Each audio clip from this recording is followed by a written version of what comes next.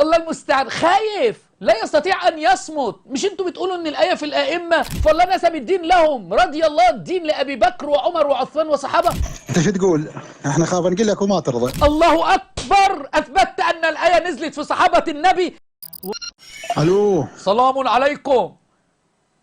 السلام ورحمة الله مولاي. حياك الله يا شيخ حسن، دعونا لكم. جزاكم الله خير جزاء المحسنين. حيا والله أحببت أن أقرأ عليك آية قرآنية في هذا الوقت المبارك. تفضل. أعوذ بالله من الشيطان الرجيم. وعد الله الذين آمنوا منكم وعملوا الصالحات ليستخلفنهم في الأرض. من هؤلاء الذين استخلفهم الله في الأرض؟ انت شو تقول؟ احنا خاف نقول لك وما ترضى. والله أنا أقول بدليل أبو بكر وعمر وعثمان وعلي رضي الله عنهم، بدليل أن الله قال وعد الله الذين آمنوا منكم ممن نزل عليهم القرآن. والأئمة ما فيش حد استخلف إلا علي 5 سنوات والحسن 6 أشهر فقط، وما من إمام إلا مات مقتول أو مسموم.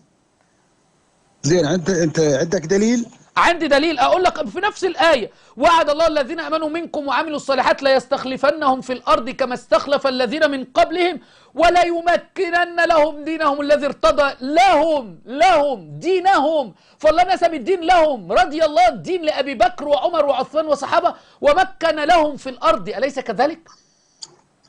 عندك دليل من رسول الله بتفسير يعني الآية؟ بالله أنا ما بفسرش أهو، أنا ما بفسرش أهو. هل الأئمة خايفين؟ كانوا يخافون يا شيخ؟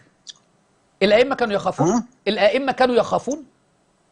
وهل الأنبياء يخافون؟ لا. وهل أبو بكر يخاف؟ لا. الأئمة يخافون؟ خلاص.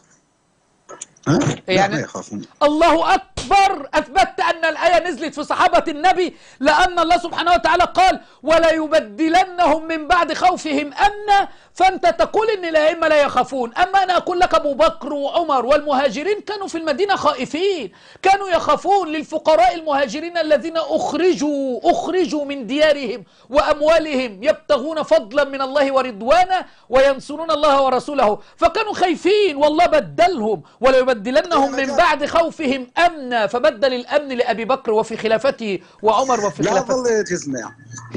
انت ادري تريد تدافع عن ربعك، ما يخالف دافع. لا ما بدافعش عن ربعي، انا بدافع عن القرآن، انا بدافع عن القرآن. مش الامام قال اي رواية تخالف القرآن لا تأخذوا بها؟ فرواية الكافي تخالف القرآن اللي بتقول لك ان الآية في الائمة، لان الائمة لا يخافون كما انت قلت. ما قاعد افتهم منك. اتفضل. حياك الله، اتفضل. أفا ما قاعد أفتهم منك وسكر بعد ما جاب العيد، والله جاب العيد. الله المستعان، خايف لا يستطيع أن يصمت. مش أنتوا بتقولوا أن الآية في الآئمة وعلماءكم كذبوا وقالوا أن الآية في الآئمة ال12؟ ها هو الله سبحانه وتعالى قال ولا يبدلنهم من بعد خوفهم أمنا. هل الأئمة يخافون؟ لا ما يخافون، الله بدلهم أمنه يعبدونني لا يشركون بي شيئا.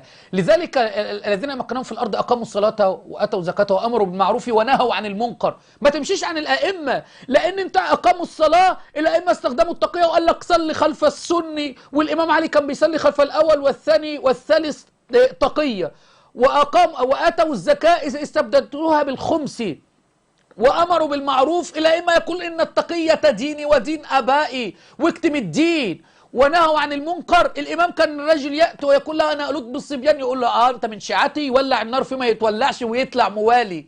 فلا يمكن لهؤلاء. ورضي الله عن الأئمة ال12 أو ال11، لأن ال12 خرافا، واحد عايش بقاله 1200 سنة. نحن نحبهم ونجلهم، علماء ربانيين صالحين لا ينتسبون إلى ال12 في شيء.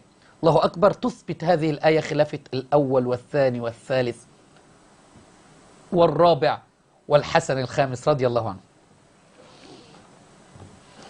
حسن الدلفي